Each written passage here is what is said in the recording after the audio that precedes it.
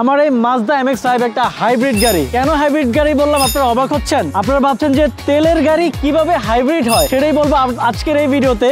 যখন তেলের গাড়ি হাইব্রিড গাড়ির মতো মাইলেজ দেয় তখন এটাকে আসলে হাইব্রিড না বলে উপায় নাই। বৃষ্টি শুরু হয়ে গেছে, তো চলেন আপনাদেরকে ফুল ভিডিওতে আমি জানাবো কিভাবে এই গাড়ি হাইব্রিড গাড়ির মতো মাইলেজ দেয়।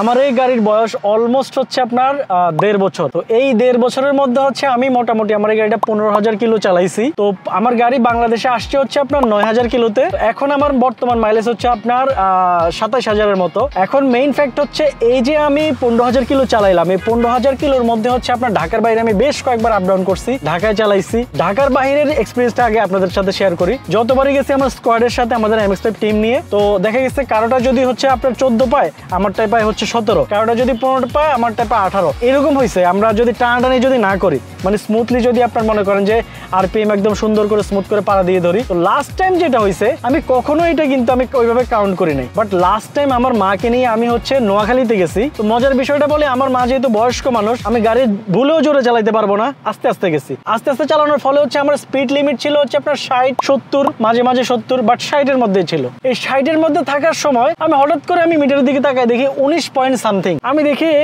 মানে কখনো ওইভাবে আসলে দেখি নাই। তো যখন দেখছি তখন আসলে 16-17 এরকমই ছিল, বাট ওই দিন আমি দেখি টুস করে দেখি 19 পয়েন্ট কত। তারপর আমি একটা ছবি তুলে রাখি, যেটা স্ক্রিনে আপনারা অলরেডি দেখতে পাচ্ছেন। আপনারা যদি গাড়িটা যদি এই যে স্বাভাবিক ওয়েতে, যখন আমি যদি এখন খিচাখিচি করে টানাটানি করি, তাহলে কিন্তু এই মাইলেজটা ড্রপ করবে। তো আমি আমার মাকে নিয়ে আস্তে ধীরে ধীরে সুস্থে যাওয়ার ফলেই কিন্তু এই মাইলেজটা আসছে। তো চিন্তা করেন, আসলে ধীরে সুস্থে চালানোর ফলে কিন্তু গাড়ির মাইলেজটা সবসময় ঠিক থাকে। আর ঢাকা সিটিতে আমি অলওয়েজ, যেমন এখনো আমার গাড়ির মিটারে হচ্ছে 11.1 দেখাচ্ছে, আমি এখনো কিন্তু ঢাকার ভিতরে জাস্ট দিয়াবাড়ির রোডে মাত্রই উঠলাম, 11.1।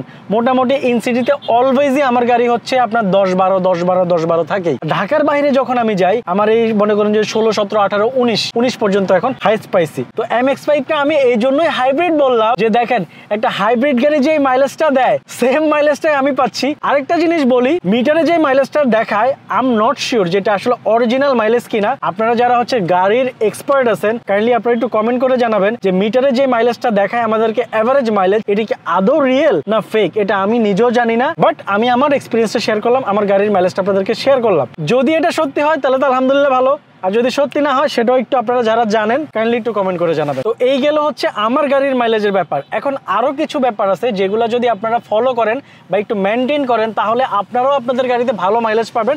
চলেন সেই প্রসঙ্গটাই আপনাদেরকে শেয়ার করি। আরেকটা জিনিস আছে, সেটা হচ্ছে যারা হচ্ছে আপনার এক্সজস্ট ইউজ করে, তারপর হচ্ছে আরো বিভিন্ন রকম আফটার মার্কেট অনেক কিছু এক্সজস্ট লাগায়, ওনাদের কিন্তু মাইলেজ অনেক ড্রপ করে। তো আমার যেহেতু সবকিছু স্টক আছে, এই জন্য হচ্ছে আমি মাইলেজটা ভালো পাই। আরেকটা জিনিস বলি, যেটা হচ্ছে মোস্ট ইম্পর্টেন্ট, এটা হচ্ছে ফুয়েল। আমি ঢাকার বিভিন্ন পাম্প থেকে হচ্ছে তেল নিছি। প্রথম হচ্ছে 1-2টা থেকে নিতাম, তারপর হচ্ছে যখন আমার তেল খারাপ পড়তেছিল, তখন আমি বিভিন্ন পাম্প থেকে ট্রাই করতেছিলাম যে আসলে কোন পাম্পের তেল ভালো পড়ে। তো এরকম করে আমি অনেকগুলো পাম্প থেকে তেল নিছি, বাট 90% ঢাকা শহরের পাম্পে হচ্ছে তেল মিক্স করে। এটা ডিজেল মিক্স করে নাকি কেরোসিন মিক্স করে, আই ডোন্ট নো। বাট যখনই তেল খারাপ পড়ে, আমার গাড়ির ইঞ্জিন মনে করেন 40-এর উপরে যখনই উঠে, যখনই পাড়া দেয়, তখনই ক্যার করে একটা আওয়াজ করে। তো এই প্রবলেমটার জন্য আপনার হচ্ছে মাইলেজ একদম ড্রপ করে। তো আমি রিসেন্টলি হচ্ছে 100টা থেকে তেল নিচ্ছি তেজগাঁয়ের। আমার লাস্ট 2 ট্যাঙ্কি খুবই ভালো পড়ছে। এর আগে আমি তেল নিয়ে প্রচুর সাফার করছি। সো ভালো একটা জায়গা থেকে আপনারা তেল ভরার ট্রাই করবেন। তো রিসেন্টলি হচ্ছে আমি আমার গাড়ির রিমস চেঞ্জ করছি। যাই হোক, অনেকে বলছে এই রিমটা ছাপড়ি, অ্যাকচুয়ালি এটা আমার ফাইনাল রিম না। আমি হচ্ছে এই রিমটা জাস্ট লাগাইছি, এখন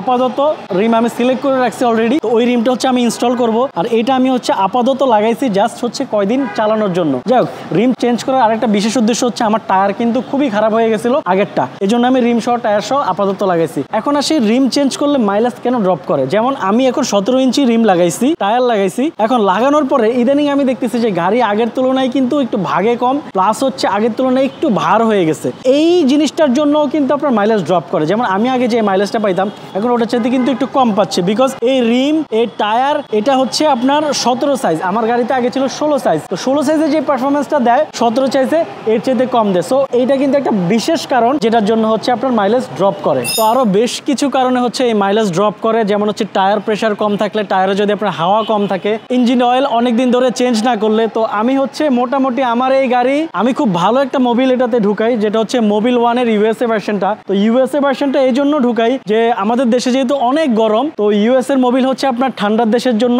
তার জন্য হচ্ছে আমি সবসময় ট্রাই করি হচ্ছে ইউএসএ ভার্সনটা ঢুকানোর জন্য, যাতে হচ্ছে আমার ইঞ্জিনটা ঠান্ডা থাকে। অনেকে হচ্ছে সিঙ্গাপুর ঢুকায়, তো সিঙ্গাপুরটাও ঢুকাতে পারেন, ওটাও ভালো, বাট আমি হচ্ছে ইউএসএটা ঢুকাই যাতে হচ্ছে আমার গাড়ির ইঞ্জিন আরো বেশি ঠান্ডা থাকে, যেহেতু এটা ঠান্ডার দেশের জন্য বানানো হয়েছে। এখন মোটামুটি মার্কেটে সবাই জানে যে মোবিল ওয়ানটা হচ্ছে সবচেয়ে ভালো and top of the grade. তো মোবিল ওয়ানটাই আমি ঢুকাই। আর যেটা হচ্ছে আমি এই মোবিল ওয়ান দিয়ে মোটামুটি আপনার অন্য গাড়ি টয়োটা যেগুলো আছে ওগুলো 4000-5000 করে চালায়, বাট আমি আমার এটাতে হচ্ছে 2000 থেকে 2500 চালাই, এর বেশি চালাই না, যাতে হচ্ছে মোবিলটা বেশি একদম নষ্ট না হয়।